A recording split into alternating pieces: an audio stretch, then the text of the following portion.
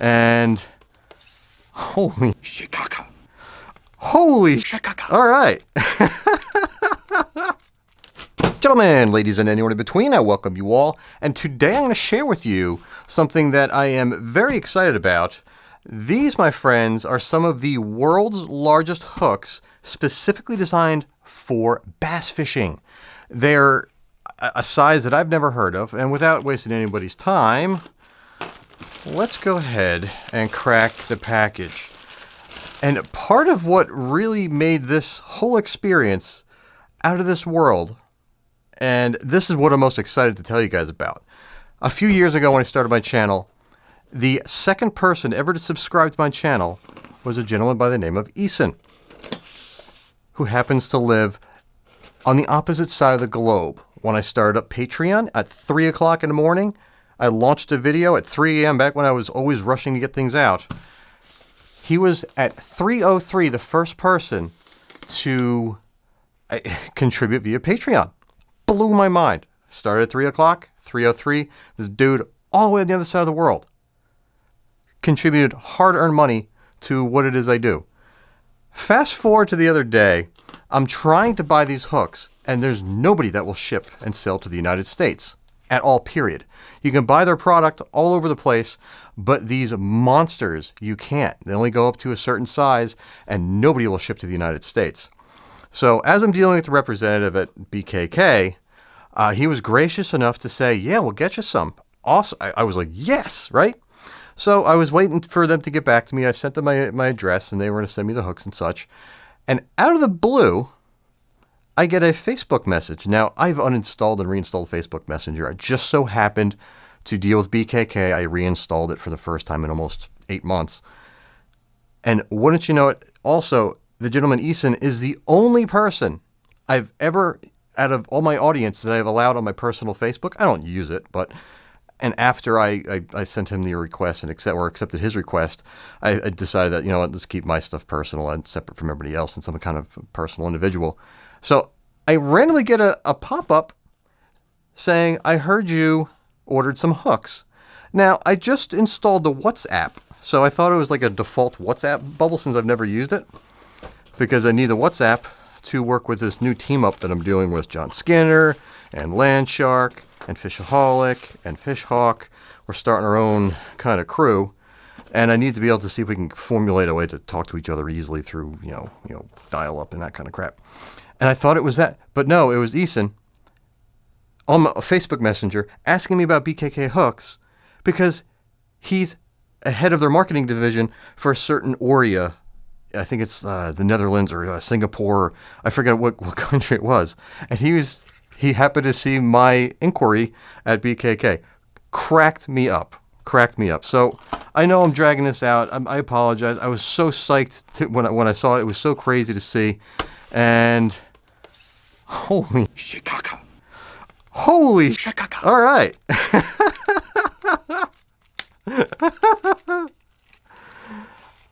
Wow. That's a hook, guys. That's this. Get this stuff out of the way here. This is what I wanted. This is what I was hoping for.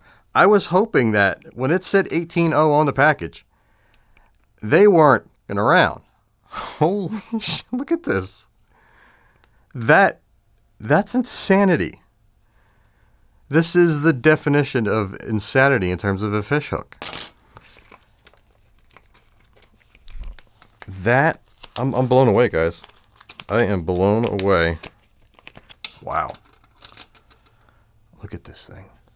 It's as big as my hand. This is the smaller 16.0. Now they have smaller versions of this hook, right? This is the size that is their King Kong version, the 18.0. Wow. Okay. Now I know. They're accurate to spec. I mean, there's really no way to gauge how big these hooks really are. And you have owners that are like 12.0, they're beasts and that kind of stuff.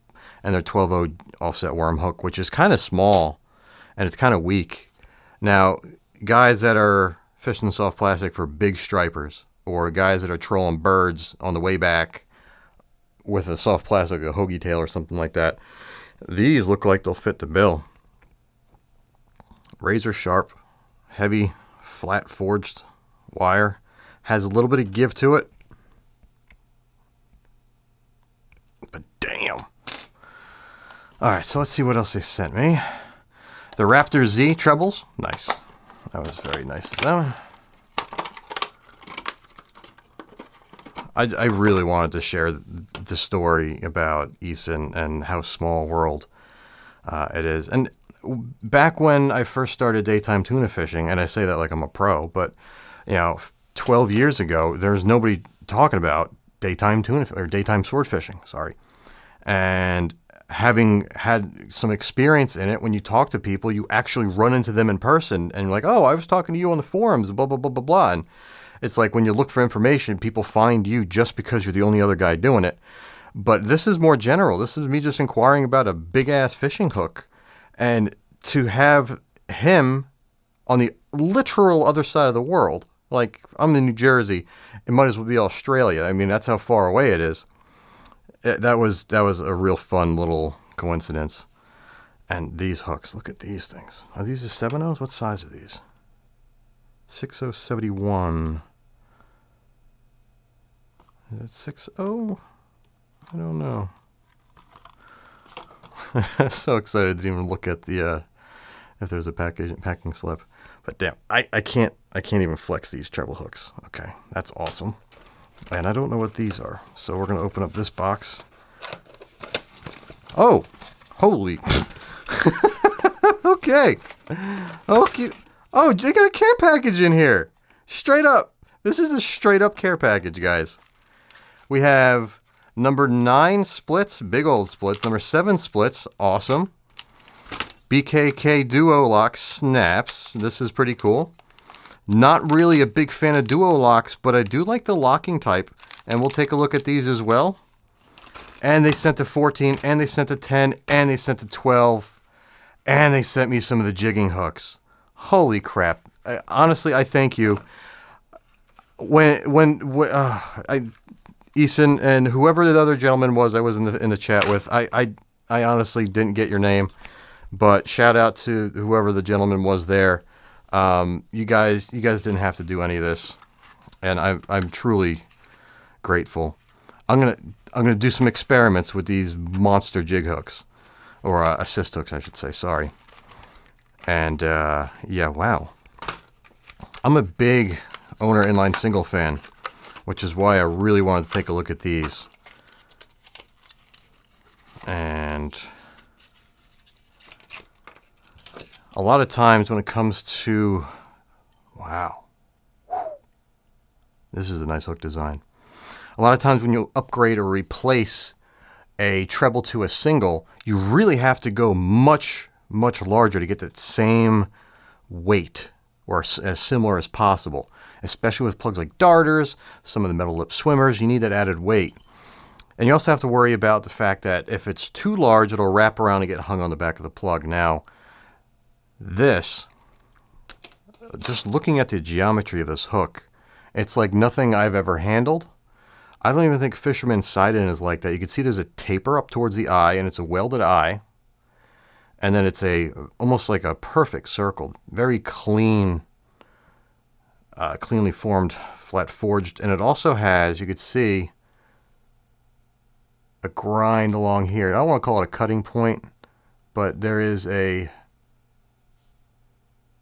angle as it approaches the barb area. And I'm not a fan of VMC singles. VMC 4X trebles and 6X trebles they're standard. Their benchmarks are cheap. Everybody uses them. They hold up very well. I don't like their singles. I'll never use their singles again after having a breakage on the first pack I ever bought. And I've seen John Skinner's video where he went, I think it was 0 for 11 on singles. And Skinner's a reputable, knowledgeable, intelligent, systematic fisherman that generally figures things out through experience and through, just time on the water and seeing things before. So I can't figure out what his problem was with those singles, other than the fact that when I look at the larger VMCs, the hook point geometry, it's like a dull pencil point that's been sharpened, but it's too much meat behind the point. Whereas the owners and these, it's much easier to set them to the barb of the hook. All right, so enough of that. We get that out of the way. Let's get back to these, because what my goal here is, my goal is to find mainly a striped bass hook to use with big ass hoagies and big ass soft plastics and some of my Scooby rigs, because quite frankly, I haven't been happy with anything on the market. They're all not strong enough. And I'm looking at these, and guys, these are the strongest worm hooks on the market, period. I'm not even going to destroy any to test. There is nothing that I've seen that comes even remotely close. These hooks break out of scale to get weights of them. These hooks are just physically weighty. So, wow. Wow, wow, wow. Super impressed. Super, super impressed. Wow, this is crazy. Did I get everything? So we got the big mama at the bottom, the 16, the 14, 12 and 10.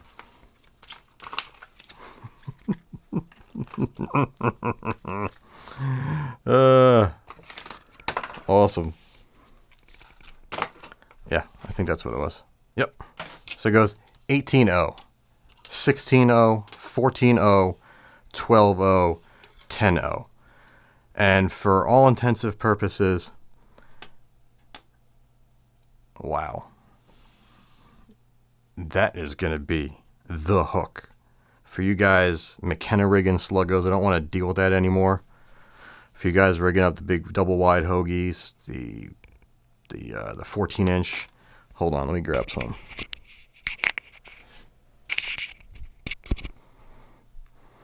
This is the big old 14. Will fit in frame.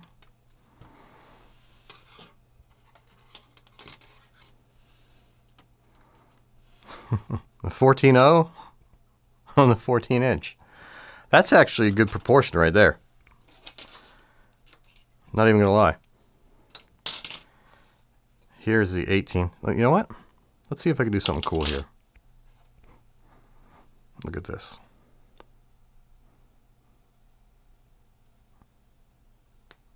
I dig it. And I like the barb on it. The barb isn't those kind of barbs that are just, they dig way too deep into the shank and flare out way too much, which makes it 100 times more difficult to penetrate. And let's look at the consistency. When you're dealing with those hooks that have that flared out barb, they rip a massive hole unless you really, really rock a monster hook set. See the uniformity of the barbs on all these hooks? That's pretty good consistency. You know, that's one of the reasons why I like the owners and I like the GAMAKATSUs, is they're very consistent. I'm looking at all the other ones, and those are equal. Yep. And I would actually consider this a low-profile barb for such a monster hook. And they also have a coating, almost like a slick coating. I don't know if it's a Teflon, which, I mean, Jesus, it looks massive to begin with. All right, so this is the 14. This is the 14-0, and it looks like it's a perfect match. All right, let's go ahead now and try this on the 16 and then the 18. Now, you guys out there that are trolling tuna, there was a guy who was making his own tuna grade worm hooks. They weren't very large, but they were a bronzed hook that was super stout that he would bend and offset in, so you can actually use it like a offset worm hook and troll it for tuna. But it didn't really work 100%. There was a massive, massive room for improvement in that design, which is this, which is your screw lock. Keep everything uniform, always straight. This is the 16. Look at the size of that. That's insane. You won't even need any weighting, because this will kind of nose or chin weight it. This will even work with a 9-inch shad body, I bet. That'll be fun. This will definitely work with a 9-inch shad body. And I think the screw lock on this one's even larger too. Wow. I wonder if I have those old man's bunker plastics. I mean, I remember them. They look like little Fisher-Price toys, but they were like bunker soft plastics. They were big as hell. They had like a hook that had like a heart shape lead weight bonded to like a 15-0 MUSTAD O'Shaughnessy hook. It was like 8 ounces, 10 ounces, something like that. That's the big mamma jamma. Bigger than the width of my hand. It's huge. Look at this thing. That's insane. This is a little overkill. For stripers anyway. I don't think you would need to go past the 14 or 16. Wow. Crazy. Let me go see if I can get some shad bodies. This is what I was talking about. That head. This is before Mojos were around. This is a dozen years old. Double that. Strong hook, dull. As you can possibly imagine, the old knock on older MUSTAD was MUSTAD is Norwegian for dull. They've gotten their act together in sorts over the years.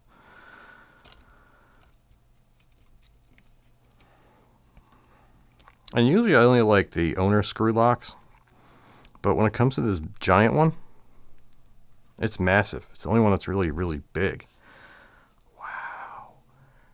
If you did a Mojo with this hook, wow, you'd kill every bass that you hooked. I mean, this look at it. If you hook this a striped bass in the roof of the mouth, that's how much is penetrating up into the brain. I'm very conservation minded in a lot of the water bodies I fish. Not to get all weird on you guys, but a lot of places I fish, the only people that actually fish the places I fish are me and the people I bring there.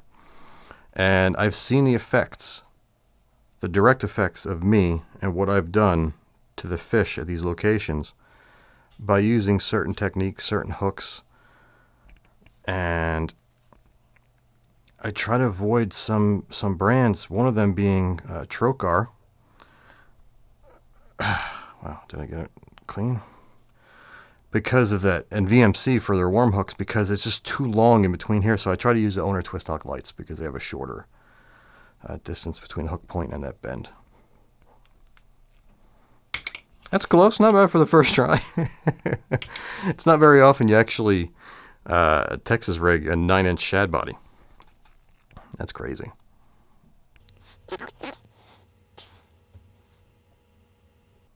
I like how I could just grab it like I'm grabbing a baseball bat. Like I'm just jawing like this. It's like grabbing a handlebar. That's kind of tight. I like that. You're probably not going to catch too many bluefish because you're not going to be able to get their mouths around it, but you still lose your shads.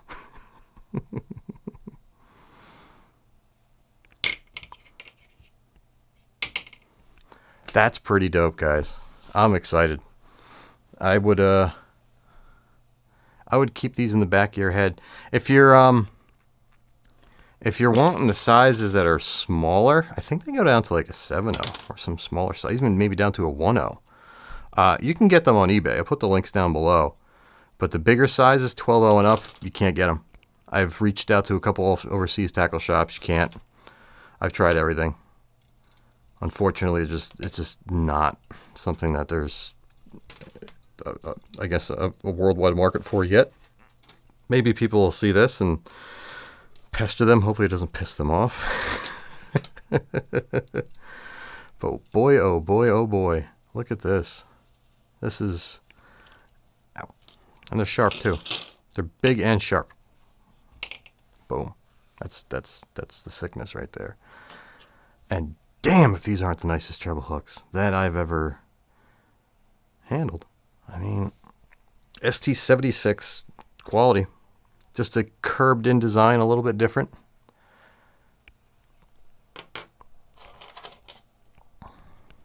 Beautiful singles. Where are my owners? All right, in comparison, this is a 9.0 4X GAMAKATSU octopus, right? That's the big difference. Okay, this is the 11.0 BKK. This is a 9.0 owner inline single. I think that is a 9.0 the biggest they make. Yeah, look how much bigger, and it's heavy. This is a heavy hook. So is this. This has been my go-to for a long time. I've used these quite often. Usually I use 5.0 to 7.0, and I believe, yeah, that's a 5.0 MUSTAD Kaiju, which the MUSTADs are pretty good. You usually get them cheap too. But damn, that's a beast. Let's take a look at these other ones. Here's the 9.0. We'll compare 9.0 to 9.0 because it's only fair.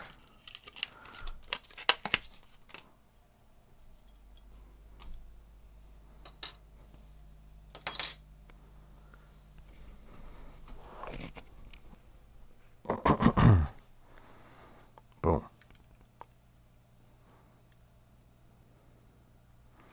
So a significantly smaller eye, a welded eye versus a non-welded eye. Very different finish. I don't know if these are stainless. They may be. Hand grind hook point and diaphragm. Let's see, I'm trying to see if there's anything indicating.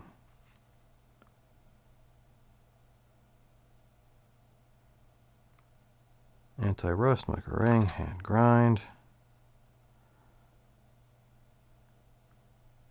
They're ultra anti-rust coating.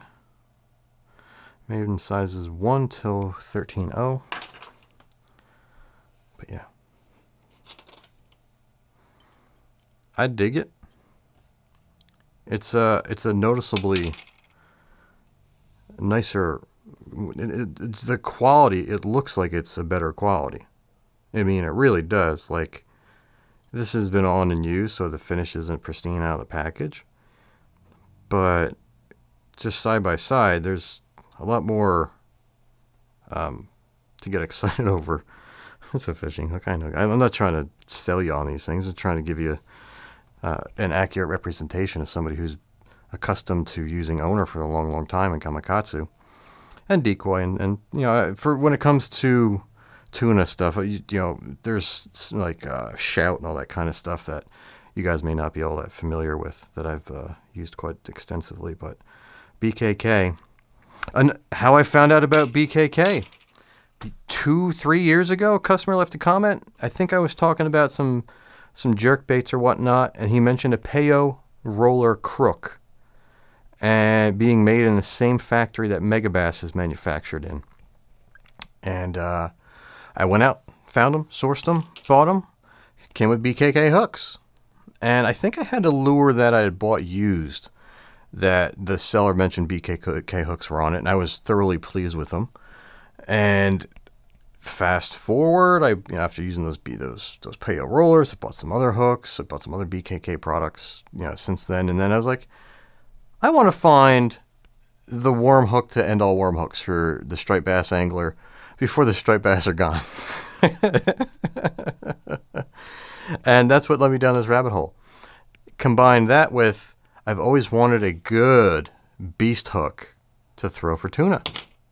When it comes to like a Texas rigging presentation on a troll, up the middle on the center rigger, on the way the back. This looks like it's definitely tuna proof. There is some flex to it. So if you guys out there somehow manage to source these, they're not like rock solid. It just comes with the fact that it is wire and it's a long length of it, but it's got some give to it. But I ain't never seen a hook like this. I think I have some crazy hooks over here. Hold on, so even more shit. Here's some of the craziest MUSTADs ever made. These are 12.0 Southern tuna hooks. It says it on the box. These are stainless steel, so I don't really use them. You get a 12-0. This pack is usually sold for around 100, 120 bucks. And look at the barb. See what I mean? See that giant flared barb? See how deep it cuts into here? And if you went through the whole pack, you would find half of them weren't cut as deep, and it's just poor quality control. But it's a stainless steel. I can't bend that. But you get the idea.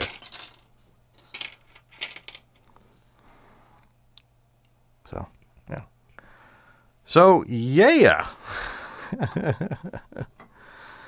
A couple small world type things occurred when it came to the making of this video between Eason and the gentleman that clued me into the Paleo Roller Crooks, which are my first experience with the BKK brand. Real experience anyway. Wow, super sharp. Beautiful product. Beautiful product. I think one of the only other lure manufacturers using BKK in the United States is the Outdoor Monkeys, ODM. They have a glider that uses BKK treble hooks, which I was like, okay, they know what they're doing to this plug. They ain't screwing around. Unbelievable. And where are they located? Dun, dun, dun. Not Japan. Keep that in mind, guys. Keep that in mind. Let's see what these... I will add these to the split ring challenge. I have I have every size split ring made by a couple manufacturers, and I'm going through tests because I'm a terminal tackle junkie, and I'm also looking to have my own brand, so I'm sourcing stuff and finding the best stuff to create the best product at the lowest price. And it involves a lot of testing. And if you think the industry does that kind of thing, you'd be shocked to know how little testing goes into a lot of the products that people bring in and import. Okay, see that? That's why I don't like dual lock snaps. They're like a pain in the ass to open. And good luck doing this out in the rain. But that's a nice dual lock. I mean, in terms of your basic as all heck dual lock, that's a nice one. Evergreen makes a good one too. I don't think they make them that big though. This is a 50 kilogram snap. 51 kilograms. Kilogram. And then this was a loosey pack of mystery somethings. They look like they're the same series. Ooh, those are even sharper. Comes with the territory being a little bit smaller. And then we have, damn, the 5.0s. The 5.0s look even nicer than the owners. 137. I love that. The Japanese hook manufacturers should really start focusing on putting that.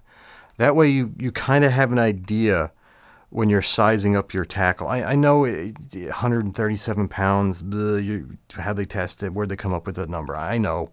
I like that. And at the same time, they have that, but do they have the weight of the hook? See, owner has the actual weight of the hook, which is a major plus. You know, kind of gives you an idea when you're weighing treble hooks. You can kind of shop online and know exactly what weight singles to get. But yeah, guys, I really hope you enjoy this. This was not intended to be a promotion for a product. They're not even available in the States. You only buy them on eBay. Truthfully, I wasn't even going to put out a video except for the fact I just wanted to tell the story as somebody who is always amazed at the reach that I have and how global it is. Like when I did the video showing you guys how cool that bearing tool was to a real tinkerer like myself, I never realized that 100 people all over the world in a matter of a day or two were going to be reaching out to Ernie asking for the tool, from Australia to Singapore, all over the world. Like, and he's like blown away that he's got something that people actually really want. And every single day that goes by, when I read comments and I get emails that I can't even field them half the time. It's just too much. And I try to, and I'm usually up till 4 o'clock in the morning. Then I'm awake at 9, or I'm going to the gym. It's just chaos. But I try to cover everybody.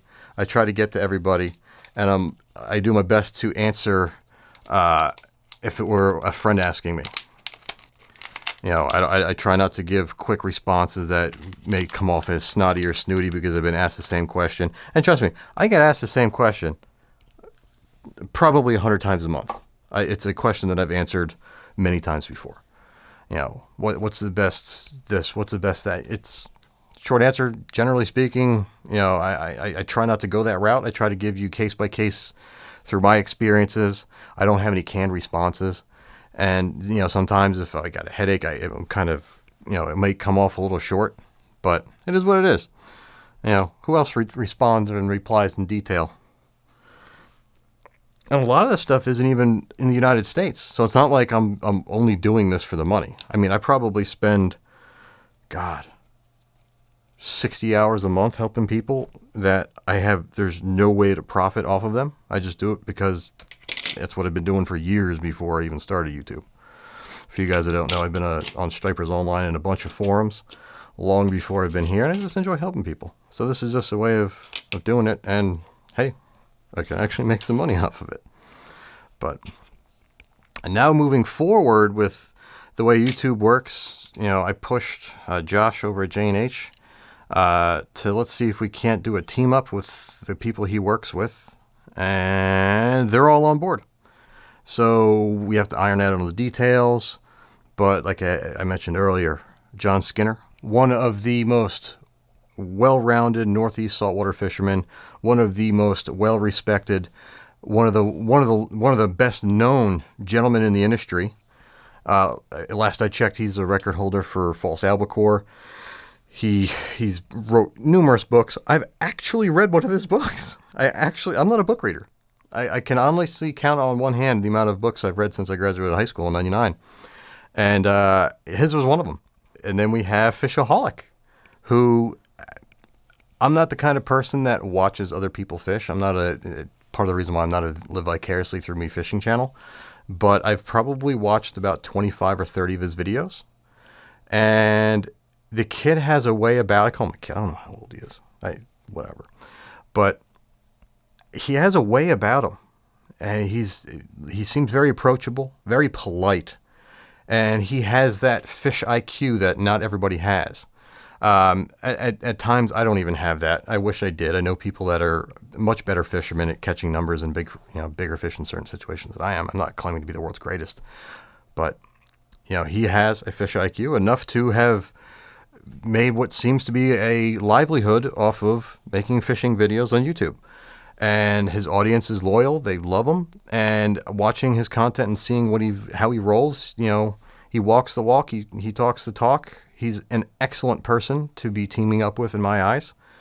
And then we have Fish Hawk, who's in West Virginia, who is he's killing it right now in the freshwater game. You know, every video he puts out is just exploding. He's from what I've seen about 20 of his videos. I've known him on YouTube now for a while. He's been a subscriber of mine. I've seen him on my Instagram for the longest time, you know, popping comments and stuff like that. I've also seen him on One Rod, One Reels comment section, interacting with him as well. And he's part of the team. And then we have Land Shark fishing down in the Floridas, he's one of the bigger guys. I mean, in terms of audience sizes, the content that he puts out's crazy. All Florida saltwater sports fishermen down there are of a different breed. You have Northeast guys like us up here that when wintertime comes around, we're going bottom fishing. There ain't much around that you throw lures that'll chase because the water's 48 degrees, 40 degrees, that kind of crap. But down there, you got sharks. Anything you catch, you got to get it up quick, otherwise you're going to get sharked. So you have top apex predators that can do 40 miles an hour all year round. So just imagine if you put a homeboy up here that can handle the heat down there and go at it like we do up here. And that's him. And his content, I've seen, his content gets recommended to me quite often. Same thing with Blacktip. I get to see his videos all the time because, again, YouTube pushes his stuff repeatedly. And there's some guys on Stripers Online that fish with him, so I get to hear references to him, and I just listen to it. Like I like seeing some of the stuff he does. I don't like everything he does. I don't like watching people just waste a resource, like just flopping blackfin tuna just so they can get smashed by Goliath Group. That's not my style, but it gets views. I ain't gonna hate on it, but it is what it is. And I just dropped all these BK singles on my foot, and that kind of hurt. I ain't gonna lie. It's like dropping a bunch of marbles on your foot that have points on them. That was nice. So yeah, this team up. The first thing I'm gonna be doing, I got a couple reels, one of a kinders. I got this guy here, this Yankee themed Spheros. It's got that kind of bluish black dark navy. And you got the silver, which is almost like the Yankee gray, almost like a Yankee pinstripe theme. This is going to Fishaholic. He's going to do a giveaway for that. I have a Penn Fierce 3 and a Penn Battle 2 that I'm going to be playing musical parts with coming soon. And I'm going to send that to John. He's going to give away both of those. So we're going to kick it off right. And we're going to iron out the details in the meantime. And it's all to help you guys out. You know, we're a group of YouTubers that are a little unique, that we're not really clickbaity, and we like helping people as much as we like creating content. I'm not the guy that's on the water filming. That's not me. I don't like bringing cameras on bodies of water, and I don't like spot burning. I have people that will never talk to me again if I start filming because they won't be able to trust bringing me to spots because they'll fear that I'm going to blow up their spot. Makes perfect sense to me because I wouldn't do the same. That's why you don't see me collabing with some of the other YouTubers, even though I get messages from some of the bigger YouTubers all the time asking me questions. And some of them even ask me, hey, you want to meet up and do something? Like, I'd love to, but I don't want to bring air and film and all that kind of stuff. So I kind of shy away. So I usually leave it at that.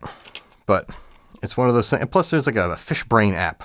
You know, I told them, like, no, I don't want to be sponsored by your video and promote your video. It's spot burning. I'm like, sorry, I'm old school. I am 100% old school. And if you watch Skinner, if you watch him, he's like a statue. He'll never turn his head far enough for you to see a landmass. He's gotten very good at it. And I can guarantee you that's priority when he's on the water, especially if he's walking around. Because if he's anything like me, he doesn't want to lose access. That's what it comes down to when it comes to spot burning. It's not they're going to fish out my spot, man, or I'm not going to be able to stand on my rock. It's the riffraff, it's the pollution, it's the loud noise, it's the break-ins, it's the people taking dumps on church stairs or leaving fish carcasses on church stairs and taking dumps in lawn chairs that get side streets shut down, no parking signs enforced, park hours enforced. That once access is gone, it never comes back. So in the state of New Jersey, once you lose access, you ain't ever getting it back. So that's why when you guys say, you guys are going to do more fishing videos. When I leave New Jersey and move to a less populated area, maybe I'll consider it. For me, fishing is relaxation and dealing with memory cards, batteries. Am I in frame? Is this doing it? Every now and then it's kind of fun, but most of the time it's not for me. So with that all being said, I really appreciate you guys for showing up, for you guys that made it this far. You guys are the hardcorest. And make sure you give Fishaholic, make sure you give Skinner, make sure you give Fishhawk, make sure you give Land Shark a follow. And if you're not subscribed to me, get your ass in gear and subscribe to me. Otherwise, your reel's going to look like this the next time you cast it. And until next time, guys, tight lines, and I'll see you soon.